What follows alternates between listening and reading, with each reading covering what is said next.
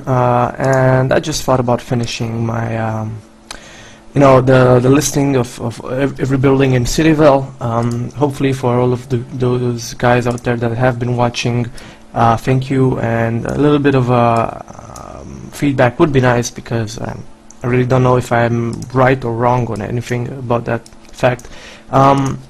As you can see, this is my little old town here. Nothing changed too much. I'm actually just hoarding coins at the moment, and I don't want to be gaining levels as fast as maybe I could be gaining them. While at the same time I was just trying to figure out what is the best, what are the best buildings, what is the highest productivity that you can have, and generally this kind of stuff right here. Now, as you can see, I'm all out of goods, and my little town right here is actually making sufficient amount of money. I mean, I'm making about 50 or 60,000 coins a day, which is not impressive, but for the growth that I need is quite enough. And you may also notice the fact that I've got a lot of empty space out here. I've just bought these parcels, these expansions, and I haven't built anything on them. The reasoning for that is the fact that I will be modifying my city in the near future to make it more accurate. Oh, I don't have the supply for this. No matter, I'll just supply them a bit later. So to be a bit more accurate, you need place, because you cannot store stuff, so you need to have empty space for you to make permutations of buildings and roads and everything, items that you've got. And I will be looking to actually modify the whole outlook of my city, just make neighborhoods, build efficient housing and shopping blocks, you know, with these what are they called? Decorations that obviously enhance your payouts. And I also need to be doing a worksheet about the decorations as well, although there are hundreds of them and the sizes are actually quite important. Okay, so let's just get back to the matter at hand. I see one ship or two ships coming in right now, which is not of interest to me. I'll just get everything that I have. It's a decent city, I have to say. It's not full of stuff. It's not using the "oh my goodness, you don't need roads" tutorials that we all know and we've seen on YouTube.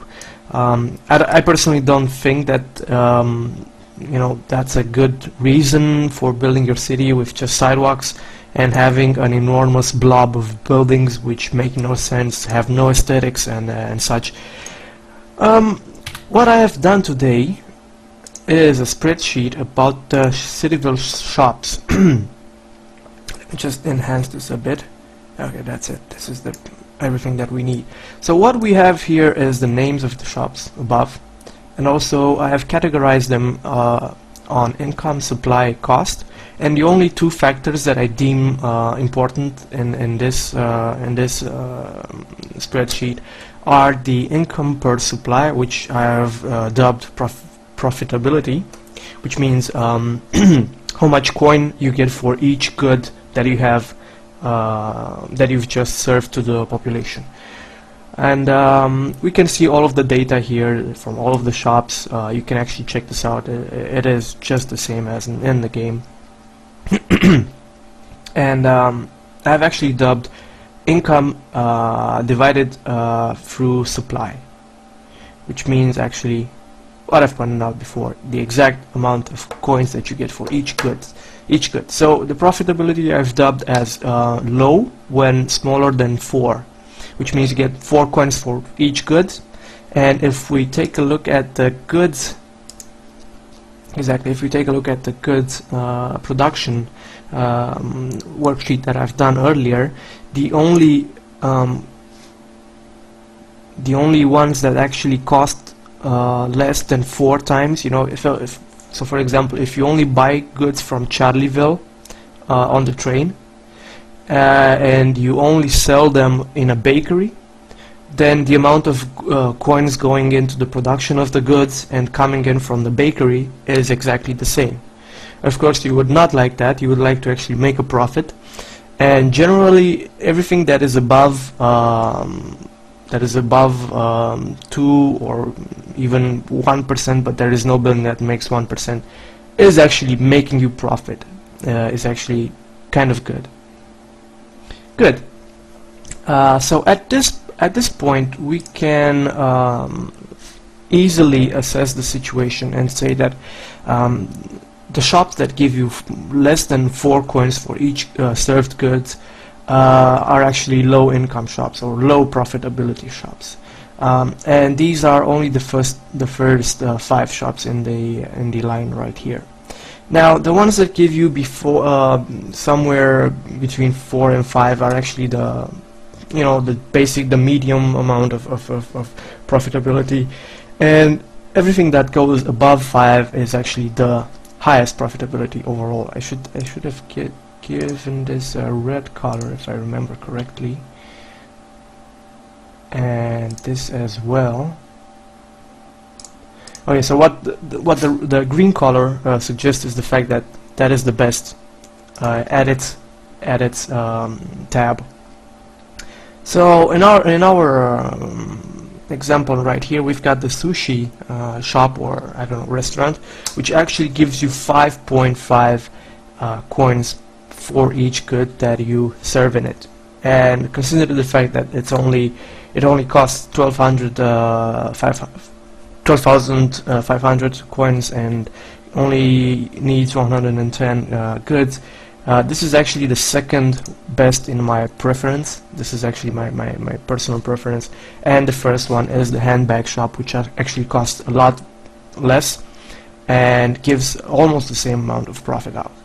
Okay, at the same time, it is also important to know how easy or how much time is usually required for you to get a refund out of your investment. So at this point, this is not in minutes or hours. This is actually in times harvest, because of the fact that harvesting a restaurant or a shop, for that matter, takes an unknown amount of time. Maybe it would be known, but I would have to do some experiments with different types of population, if they are happy, unhappy, content, or something like that, and also with the amount of goods that are actually needed in a given amount of time. Now, I can say for sure that the 10 supply shops, which are the game store and the bakery, they take less than 5 minutes, or maybe just a couple of minutes, for them to serve all of those 10 goods. So I can basically extract from that the fact that a shop that has 100 supply would take around 1 hour, maybe even less, if your population is on green, just like it is in my town, as you can see right here. Okay, so I forgot to get maybe I'll get the tower. So keep your fingers crossed for me. Nah, I just got 1,000 coins. Okay, it's better than nothing, but I would have loved to get another tower, as I do have one at this point. And it's awesome. And I also forgot to put in the details, but I think that I've mentioned them. Anyway, here are the details. The tower basically costs nothing, so this is quite nice. And you get 200 population out of it, which is really interesting, really nice. And also 200 coins each day, so the tower takes a full day, 24 hours to be able to harvest. So it is one of the most efficient housing, because I've also got the housing blocks over here that you guys can see, and I've also added the latest 2 housing blocks to the list. But let's just go back to my initial talk about the shops. So at this point, we can see that the shop that takes the least amount of harvest for your investment to be refunded is the coffee shop. But at the same time, it has one of the smallest profitabilities, which is 3.2. So yeah, basically you're not going to be getting a lot of gold out of it, a lot of coin out of it, but you will be getting your money back the fastest, and by the fastest I mean a lot faster. I mean 2 times. That can happen I mean, you can harvest a 100 supply shop like 4 or 5 times even a day. So this is quite interesting and quite a nice thing. Although I would not be going for such shops, as you can't just fool your city with only coffee shops. That would be ridiculous, of course. So the refunding time in harvest I've dubbed as low when it is smaller than 10 times, which is a good thing.